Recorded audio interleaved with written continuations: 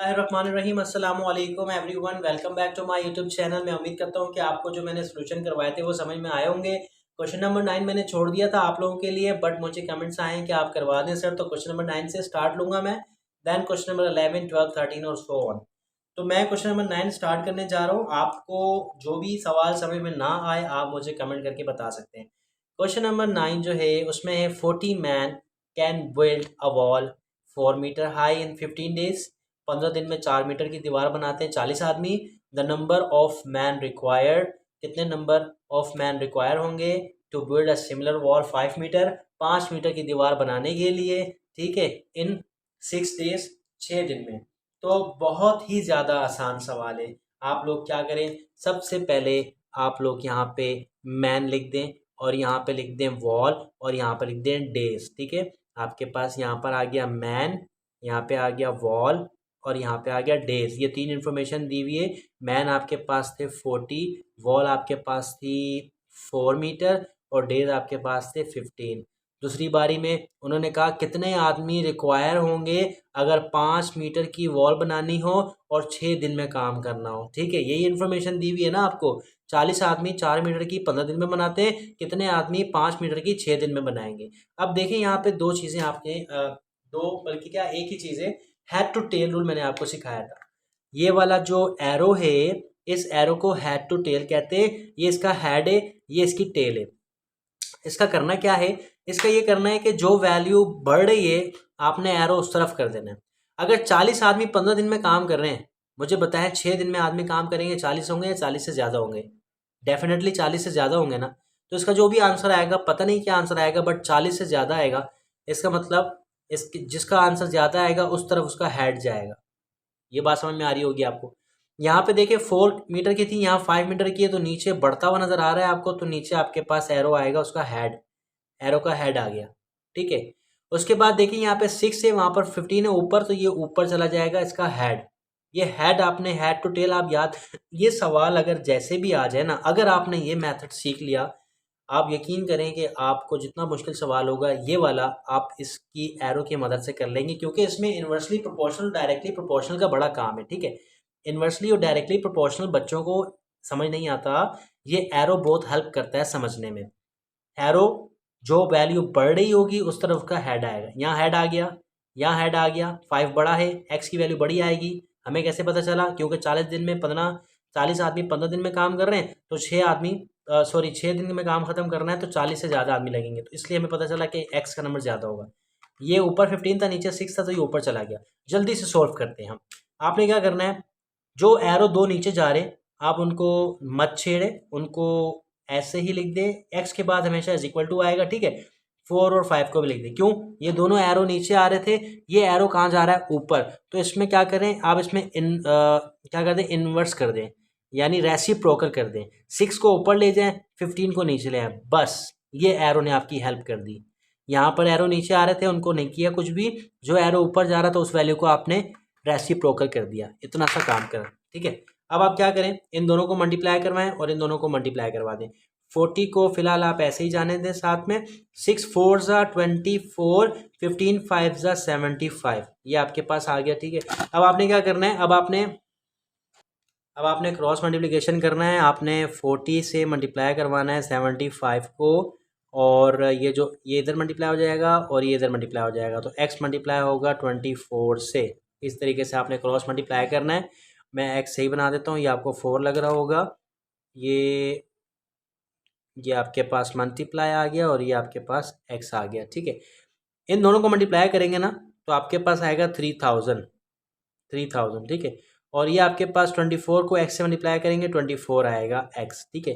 अब आप बोलेंगे सर ये मल्टीप्लिकेशन शो करवा दें, क्योंकि कैलकुलेटर तो अलाउ नहीं होगा, तो कैसे करेंगे? तो बहुत ही आसान है। 75 ऊपर रखें और 40 को नीचे रखें और बारी बारी मल्टीप्लाई ले, जीरो दोनों से मल्टीप्लाई करवाएं। 0 5 ज़ा 0, 0 7 ज़ा 0। 4 को मल्टीप्लाई करवाने से पहले नीचे मल्टीप्लाई का साइन लगाएं। 4 5 ज़ा 20, आपको पता है 2 नीचे आए, 2 ऊपर जाएगा, 0 नीचे आएगा। 4 7 ज़ा 28 और 2 30। अब आप इन सबको ऐड कर लेंगे, इस तरीके से आपके पास 3000 आ जाएगा। अब ये 24 यहाँ मल्टीप्लाई कर रहा है, वहाँ जाके डिवाइड करेगा, 3000 को लिखा रहने दें, 24 आके इसके नीचे डिवाइड हो गया और आपके पास x बच गया। अब आपने इसको क्या करना है, इसको आपने कैंसिल करना है। कैंसिल करना बहुत ही आसान है, देखिए 2 1 ज़ा 2, 2 2 ज़ा 4, 2 1 ज़ा 2, एक आगे कैरी गया, 2 5 ज़ा 10 और ये 2 0 आ गए। ठीक है, थोड़ा सा साफ करने के लिए मैं इसको अलग लिख देता हूँ। आप लोग जब एग्ज़ाम में कर रहे होंगे, गंदा और साफ हो परवाह नहीं है, आपने बस जल्द से जल्द सॉल्व करके आंसर निकालना है। ठीक है, तो ये आपके पास बच गया ना। अब आपने इसको मज़ीद सॉल्व करना है। 2 6 ज़ा 12, 2 7 ज़ा 14, एक आगे गया, 2 5 ज़ा 10 और एक 0 बच गया, आगे आ गया। ठीक है, फिर 2 3 ज़ा 6, 2 3 ज़ा 6, एक इधर गया 15, 2 7 ज़ा 14, एक इधर गया 10, 2 5 ज़ा 10। अब ये 2 बच गया आपके पास। अब ये भी कटेंगे आपस में। 3 1 ज़ा 3, 3 1 ज़ा 3, 3 2 ज़ा 6, एक आगे गया, 3 5 ज़ा 15। तो आपके पास जो x की वैल्यू आ रही है वो आपके पास आ रही है 125। x की वैल्यू 125 आ रही है और आपका जो है option B is the right answer. Question number 11 आपके पास मौजूद है। इसमें बस आपने ऑप्शन सेलेक्ट करना है। During the early period of ocean navigation dash any need for sophisticated instrument and technique. तो आपके पास 4 ऑप्शन गिवन है। ठीक है, इसमें से आपने अपना सोच के ऑप्शन सेलेक्ट करना है। मैं आंसर बता देता हूँ, इसका आंसर है डी, देयर वाज हार्डली। ठीक है, आसान सवाल है, याद करने वाला सवाल है। ठीक है, नेक्स्ट क्वेश्चन नंबर 12 है, which of the following is not a prime number. Prime number जो है इनमें से कौन सा नंबर नहीं है। प्राइम नंबर वो नंबर होते हैं जो अपने टेबल में आए और किसी और के टेबल में नहीं आए। जैसे 17 की अगर हम बात करें, 17 सिर्फ 17 अपने टेबल में आता है, उसके अलावा किसी टेबल में नहीं आता, तो ये होगा प्राइम नंबर। 23 सिर्फ अपने टेबल में आता है, किसी और के टेबल में नहीं आता, प्राइम नंबर। उसके बाद 29 सिर्फ अपने टेबल में आता है, किसी और के टेबल में नहीं आता, तो प्राइम नंबर। इसका आंसर है 21 बी। 21 3 के टेबल में भी आता है, 7 के टेबल में भी आता है और 21 अपने टेबल में भी आता है, तो ये प्राइम नंबर नहीं है। This is not a prime number. बाकी सारे प्राइम नंबर हैं। तो ये आपका आंसर था क्वेश्चन नंबर 12 का। चलिए अब क्वेश्चन नंबर 13 को समझ लेते हैं। क्वेश्चन नंबर 13 में आपसे कह रहा है, a man takes 50 minute to cover a certain distance at a speed of 6 kilometre per hour. अगर एक आदमी 6 किलोमीटर पर आवर की स्पीड से चलता है, ये स्पीड दी हुई आदमी की, और वो सर्टेन डिस्टेंस का मतलब कुछ एक डिस्टेंस मान लें आप, कोई एक डिस्टेंस मान लें, मतलब डिस्टेंस कुछ भी हो सकता है, सर्टेन डिस्टेंस कवर करता है वो 50 मिनट में। If he walks a speed of 10 kilometre, अगर वो 10 किलोमीटर के हिसाब से चलता है, उसकी स्पीड बढ़ा दी है दूसरी कंडीशन में, he cover the same distance in dash. तो बताओ, अगर वो उसकी स्पीड जो है वो कर दी जाए 10 किलोमीटर, तो बताओ उसको कितना जो है टाइम लगेगा। सवाल समझ में आ गया। 50 मिनट लगते हैं उसको एक डिस्टेंस तय करने में, अगर 6 किलोमीटर पर आवर की स्पीड हो। तो बताओ आपको जो है स्पीड अगर 6 से बढ़ा के 10 किलोमीटर कर दी जाए और वही डिस्टेंस हो जो वो कवर कर रहा था, तो बताओ कितना टाइम लगेगा। ये सवाल है आपके पास। यहाँ पे आपको मैं डेटा बनवाता हूँ। ठीक है, डेटा आपके पास जो बात हो रही है वो बात हो रही है कि वो आपके पास जो है टाइम की बात हो रही है। सही है, टाइम के अलावा आपके पास बात हो रही है स्पीड की। तो 50 मिनट आपको दिए हुए थे, आप उसको टाइम ले लें 50 मिनट आपको दिए हुए। ठीक है, डेटा 1 है ये, 50 मिनट दिए हुए। उसके अलावा आपको जो स्पीड दी हुई है वो स्पीड आपको दी हुई है 6 किलोमीटर पर आवर। और डिस्टेंस जो है वो सर्टेन डिस्टेंस की बात की है, सर्टेन डिस्टेंस फाइंड नहीं करना। उसने कहा कि डिस्टेंस जो सर्टेन है, तो आप डी की जगह डी ही ले लो। डिस्टेंस कुछ नहीं दिया हुआ तो डी होगा। ठीक हो गया। अब सबसे पहले आप ये बताएं, जब भी आप न्यूमेरिकल सॉल्व करते हैं तो आप सबसे पहले जो उनकी यूनिट होती है उसको सेम करते हैं ना। यानी यूनिट जो है या तो दोनों मिनट में हो या तो दोनों क्या हो, जैसे वो यूनिट थी ना, अगर मीटर में है तो दूसरा भी मीटर में होना चाहिए, अगर सेंटीमीटर में होगा तो पहले मीटर में चेंज करेंगे। ऐसे ही अगर आपके पास एक सेकंड में है दूसरा मिनट में है तो आप उसको सेकंड में करो या मिनट में करो। अब यहाँ पे ये जो 6 है ये आर में है और यहाँ पे आपके पास कितना है 50 मिनट है, तो या तो इसको मिनट करो या तो ऊपर वाले को आवर में चेंज करो। तो हम डेटा में ही काम कर लेते हैं। हम क्या करते हैं, इसको आर में चेंज करने के लिए 50 को, एक घंटे में कितने मिनट होते हैं 60 मिनट होते हैं, तो हम इसको 60 से डिवाइड करवा देंगे।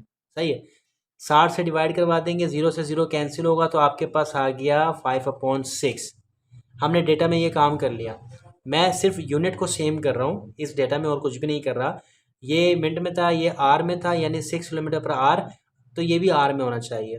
ठीक है, तो मैंने क्या कहा, आर में लाने के लिए 1 घंटे में 60 मिनट होते हैं, तो आप 60 से डिवाइड करवा दोगे। 60 से डिवाइड करवाया, 0 से 0 कट गया, 5.6 बच गया। ये हमारे पास एक डेटा है। ठीक है, तो हमारे पास ये फर्स्ट कंडीशन है ना। अभी दूसरी कंडीशन पे मैं नहीं गया। उसने कहा कि भाई 50 मिनट लगते हैं, 6 किलोमीटर की स्पीड से बंदा चलता है और सर्टेन डिस्टेंस फाइंड कर चलता है, सर्टेन डिस्टेंस करता है। ठीक है, आप देखिए डिस्टेंस फाइंड करने के लिए मैं आपको फार्मूला बताता हूँ। सबसे पहले आप लोगों ने ये चैप्टर 1 फिजिक्स में पढ़ा था फार्मूला, वो ये था कि speed is equal to distance divided by time. ठीक है, डिस्टेंस डिवाइडेड बाय टाइम, ये आपका जो है ना फार्मूला है, जो आपने 9-10 में पढ़ा है फार्मूला, 10 या 9 में। अच्छा, इसमें हमारे पास जो स्पीड गिवन है, वो स्पीड गिवन है 6, डी आपको डी गिवन है और टी आपको गिवन है 5/6। ऐसा ही है ना, ये 5/6 आपको गिवन है, टी की बात कर रहा हूँ। अच्छा, यहाँ पे आप लोगों को थोड़ा समझने में मुश्किल होगा, मैं आप लोगों के लिए आसान करता हूँ। ठीक है, इतना टाइम तो नहीं होगा आपके पास, तो उसको आसान तरीके से समझाते हैं। देखिए, सबसे पहली बात यह है कि हमारे पास जो हमारा फार्मूला है, वो हमारा फार्मूला है S is equal to D divided by T. अब हमने फाइंड करना है डी को, तो ये जो टी डिवाइड कर रहा है, ये यहाँ पे आके एस के साथ मल्टीप्लाई करने लग जाएगा, तो डी अलग हो जाएगा, एक नया फार्मूला आप जनरेट कर देंगे। ठीक है, अब इस फार्मूले को आपने लगाना है सवाल में और डी की वैल्यू फाइंड करनी है। एस आपके पास जो गिवन है, वो आपके पास गिवन है 6। टी जो आपके पास आया डेटा में, जो हमने इसको आर में चेंज किया, तो हमारे पास आया 5.6, तो हमने लिख दिया 5/6। 6 से 6 को कैंसिल कर दिया, तो आपके पास जो डिस्टेंस आ गया वो आ गया 5। क्या ये बात समझ में आई आप लोगों को? मैं सेकंड कंडीशन पे नहीं गया, फर्स्ट कंडीशन में मैंने आपको ये सॉल्व करवा दिया। टाइम दिया हुआ था, स्पीड दी हुई थी, डिस्टेंस मालूम करना था। सबसे पहले यूनिट को सेम किया, 60 से डिवाइड करवाया, यूनिट आर में आ गई, या आर में आ गया। फिर हमने क्या किया, सिंपल फार्मूला लगाया, डी को सेपरेट करना था, डी मालूम करना है, टी डिवाइड करना था, मल्टीप्लाई किया, सोल्व किया, आंसर आ गया। ठीक है, अब हमारे पास जो है ना दूसरी कंडीशन क्या कह रही है, दूसरी कंडीशन कह रही है कि अगर जो है स्पीड बढ़ा दी जाए, 10 किलोमीटर कर दी जाए, स्पीड क्या कर दी जाए, 10 किलोमीटर कर दी जाए। अब वो दूसरी कंडीशन में कह रहा है कि आपके पास जो इस बार स्पीड है ना, डेटा 2 अगर मैं बात करूं, डेटा 2, ये आप लोगों को समझाने के लिए डेटा 1 डेटा 2 बना रहा हूँ, वरना ये एक ही डेटा में काम हो जाता है। आपको क्लियर समझा रहा हूँ, समझ में आ जाएगा, आप खुद से इसको जल्दी से सॉल्व कर लेंगे। मैं तो डिटेल में ही समझाऊंगा ना आपको, ताकि आपको समझ में आ जाए। फिर आपको समझ में आ जाए, फिर आप जितना मर्जी शॉर्ट में कर लें इसको। ये डेटा में आपके पास, दूसरे डेटा में आपको जो स्पीड दी हुई थी, वो दी हुई थी 10 किलोमीटर पर आवर, स्पीड बढ़ा दी उसने। ठीक है, डिस्टेंस वही है, उसने कहा सर्टेन डिस्टेंस, वही डिस्टेंस है, तो आपने डिस्टेंस कितना फाइंड किया है, 5 फाइंड किया, तो आपके पास डिस्टेंस आ गया। और दूसरी कंडीशन में बता रहा है, तो बताओ कि उसको अगर वो 10 किलोमीटर पर आवर की स्पीड से चलेगा और 5 का डिस्टेंस जो आपने निकाला है, तो बताओ वो कितने टाइम में पहुंचेगा। तो टी आपने मालूम करना है। ठीक है, ये आपने टी मालूम करना है इस सवाल में। फॉर्मूला वही है जो मैंने आपको बताया था, फॉर्मूला है S is equal to D divide by T, ये फॉर्मूला है। इस बार आपने टी को फाइंड करना है, तो टी यहाँ पर आएगा, एस यहाँ चला जाएगा, टी एस के पास आ जाएगा और एस जो है वो डिवाइड हो जाएगा। कैसे? टी आ गया एस की जगह पे और एस चला गया डी की जगह पे। ये डिवाइड हो रहा था, वहाँ जाके मल्टीप्लाई हो गया, ये मल्टीप्लाई हो रहा था टी के साथ, तो फिर यहाँ पे आके डिवाइड हो गया। सिंपल। अब आपने सिंपल वैल्यू को पुट करना है, आंसर आ जाना है बस। डी आपके पास 5 है, ये देखें डी ऊपर है, डी 5 है आपके पास, एस आपके पास 10 है। 5 1 ज़ा 5, 5 2 ज़ा 10 आपके पास आ गया। टी आ गया आपके पास, यहाँ लिख देता हूँ मैं, आपके पास टी आ गया 1/2 आवर। आवर में था ना ये, तो आपके पास आवर में आ गया, टाइम आवर में आ गया। बताओ ये 1/2 का मतलब क्या होता है, हाफ, आधा। तो 1 घंटे में कितने मिनट होते हैं, 30 मिनट, 60 मिनट, सॉरी 60। तो 60 का आधा क्या होगा, 30, क्योंकि मैं ऑप्शन आपके ऑप्शन मिनट में दिए हुए, ऑप्शन में आपके पास 30 मौजूद है, 30। तो हाफ का मतलब होता है, हाफ आवर मतलब आधा घंटा, आधे घंटे का मतलब होता है 30 मिनट। तो आपका जो ऑप्शन है वो ऑप्शन 30 मिनट वाला करेक्ट ऑप्शन है। ठीक है, 30 मिनट। तो ये आपका आंसर था क्वेश्चन नंबर 13 का। मैं उम्मीद करता हूँ कि आपको समझ में आया होगा। चैनल को सब्सक्राइब कर दें। क्वेश्चन नंबर जो है 14 में मैं करवा रहा हूँ आपको बाकायदा, इंशाल्लाह। और बाकी बुक 8, क्लास 8 की बुक से क्वेश्चन आ रहे हैं। ठीक है, 7 8 से इंशाल्लाह मोस्टली क्वेश्चन मैं उसमें से भी करवाऊँगा नेक्स्ट वीडियो में। तो सब्सक्राइब किया होगा तो आप लोग उस वीडियोस को देख सकेंगे, नोटिफिकेशन आएगा आपके पास, आपकी तैयारी अच्छी हो जाएगी भाई। हम तो दुआ करते हैं कि आप सब पास हो जाएं और आईटी के कोर्स के लिए एलिजिबल हो जाएं। ठीक है, सब माशाल्लाह से कोर्स करें और अल्लाह पाक सबको नवाजे। तो चैनल को सब्सक्राइब कर दीजिएगा, बहुत मेहनत करते हैं हम आपके लिए, आपकी तैयारी करवाने के लिए। तो चलते हैं क्वेश्चन नंबर 14 की तरफ। क्वेश्चन नंबर 14 में आपके पास जो सवाल है वो है, because it arrive so early in the session before many other bird the robin has been called the of spring. देखिए ये सवाल तो आप लोगों ने खुद कर भी लिया होगा। ठीक है, तो मैं जस्ट इसका जो है राइट आंसर बता देता हूँ। इसका जो राइट आंसर है वो है harbinger. Harbinger is the right answer because it's arrive so early in the season before many other birds the robin has been called the harbinger of spring. ये explanation आपको दी हुई है, आप एक्सप्लेनेशन पढ़ लीजिएगा। चलते हैं हम जल्द से जल्द अपने नेक्स्ट क्वेश्चन की तरफ जो आपको हमने समझाना है। क्वेश्चन नंबर 15 में वो कह रहा है कि अल्जिशांस बार्गेन बेसमेंट, कोई शॉप होगी, कोई बेसमेंट होगी जिसमें everything is sold for 20% less than the price mark. जो मार्केट की प्राइस है वो कह रहा है कि वो 20% जो है उसमें सोल्ड उसने किया, बेचा अपना 20% कम करके। Zeeshan buy mini radio for ₹80। Zeeshan ने जो रेडियो ख़रीदे थे वो उसने ख़रीदे थे 80 रुपये के, 80 की कॉस्ट आई थी उसकी जब उसने ख़रीदा था। ठीक है, what price should he mark them if he want to make a 20% profit on his cost. वो कौन सी वैल्यू सेट करेगा, मतलब कौन सी वैल्यू पे उसको बेचेगा। 80 का ख़रीदा है, 20% डिस्काउंट भी देना चाहता है, वो कम करना चाहता है और 20% का वो फ़ायदा भी लेना चाहता है। समझ में आ रहा है सवाल आपको? एक चीज़ 80 रुपये की ख़रीदी है उसने, अब उसको वो बेचना चाहता है। वो कहता है कि जब मेरे पास कस्टमर आए ना तो मैं उसको बोलूँ भाई 20% की मैंने आपको डिस्काउंट लगा दिया, 20% का, तो आप ये मुझसे ले लें, मैं आपको 20% डिस्काउंट दूंगा।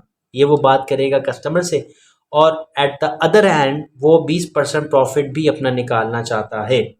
समझ आ गया? यही तो होता है हमारे साथ शॉप्स वगैरह में, जहाँ पे भी जाते हैं डिस्काउंट लगा होता है बट वो अपनी एक्चुअल प्राइस सेट करके बेच रहे होते हैं। बहरहाल तो यहाँ पे आप लोगों ने वो वैल्यू फाइंड करनी है जिस वैल्यू पे वो बेचे और उस वैल्यू पे वो वैल्यू हो जिसमें से 20% माइनस भी कर ले भले, तब भी उसके बावजूद भी वो 20% प्रॉफिट कमा ले। तो चलते हैं सोल्यूशन की तरफ।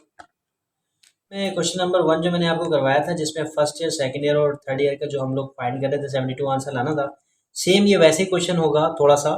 कैसे हम क्या करते थे, उसमें हम लोगों ने वैल्यू निकाली थी, परसेंटेज निकालते थे और उसमें से माइनस करवाते थे। चलिए मैं इसी पे डिस्कस कर लेता हूँ, मैं आपको कंफ्यूज नहीं करता। यहाँ पर वो कह रहे हैं कि 20% का प्रॉफिट जनरेट करना चाहता है वो। उसने जो बाय किया था रेडियो वो कितने का था, 80 का था। वो 80 का 20% निकालेगा, 80 का 20% निकाल के वो 80 में ही जमा कर देगा। 80 तो वो वैल्यू है जो उसने ख़रीदने पे लगाई, कॉस्ट प्राइस। 80 के ऊपर 20% का अगर वो प्रॉफिट जनरेट करना चाहता है तो आपने पहले इसका प्रॉफिट निकालना है। 20% 80 का कितना बनता है, फिर वो आपने 80 में जमा कर देना है। ठीक है, तब वो वैल्यू बनेगी, कॉस्ट प्राइस। ठीक है, मैं करके दिखाता हूँ। 20 डिवाइडेड बाय 100। ठीक है, ये 100 आपके पास परसेंटेज की जगह पे आया, ये आपके पास 80 आ गया। आपने दूसरी साइड पे 80 को जमा भी कर देना है। ठीक है, यही 80 इसमें ऐड होगा। अभी परसेंटेज है, पहले आप 80% 20% निकालेंगे, 80 का जो वैल्यू आएगी उसको 80 में जमा कर देंगे तो आपके पास आ जाएगी कॉस्ट, जिस कॉस्ट पे आपने उसको जो है प्रॉफिट जनरेट करना है 20% का। 0 से 0 को कैंसिल कर दें, 0 से 0 को ये भी कैंसिल कर दें। ये आपके पास हो गया 16, 2 8 16 और आपके पास 80 प्लस 16 को जब ऐड करेंगे तो आपके पास आएगा 96। ये 96 आपके पास एक नंबर आ गया। ठीक हो गया, ये आपने प्रॉफिट परसेंटेज निकाला कि 80 के ऊपर आप 20% का प्रॉफिट कितना कमा सकते हैं। तो आप 96 यानी अगर 80 करेंगे 96 का प्रॉफिट मीन्स आप करेंगे। डिस्काउंट भी देना है आपको, याद है, डिस्काउंट भी देना है। ये तो वो हो गया कि आपने 20% जो है प्रॉफिट जनरेट किया, लेकिन अगर आपको 20% इसमें से देना पड़ जाए तो ये फिर आपका दोबारा अगेन इससे भी कम हो जाएगा। तो आपको क्या करना होगा, एक और वैल्यू सेट करनी होगी जिस वैल्यू से आप 20% डिस्काउंट निकालने के बाद ये 96 बचा सको। तो वो कैसे होगा, वो कुछ इस तरीके से होगा। वो कौन सा नंबर है जिस नंबर पे आपने बेचना है, जिस वैल्यू पे आपने बेचना है वो नहीं पता, वो आपके पास होगा एक्स, पहली बात। ठीक हो गया। उसके बाद माइनस कर देंगे 20% डिस्काउंट का, किस में से, उसी एक्स में से। ये वो नंबर है जिस पे आपने बेचना है, यानी वो नंबर जिस पे आपने बेचना है उसका 20% निकालेंगे और उसको उसी में से माइनस करेंगे, जो नंबर आएगा वो नंबर पे आपने उसको बेचना है रेडियो को। अब आपके पास जो है ये बराबर हो जाएगा, ये इक्वेशन बना के दे रहा हूँ, ये इक्वेशन बराबर हो जाएगी 96 के। ये जो 96 आपने निकाला है, ये इक्वेशन कुछ ऐसे बनेगी। पहले 20% निकाला 80 का, उसको ऐड कर 16 आया, उसमें ऐड कर दिया 96 हो गया। फिर आपने एक इक्वेशन बनाई, वो इक्वेशन बनाई कि जो आप बेचना चाहते हैं वैल्यू वो नहीं पता तो वो एक्स होगी, उसी एक्स का 20% लेस निकाला, ये डिस्काउंट वाला 20%, ऊपर वाला 20% जो प्रॉफिट परसेंटेज का था, इज इक्वल टू 96 जो वैल्यू निकाली है।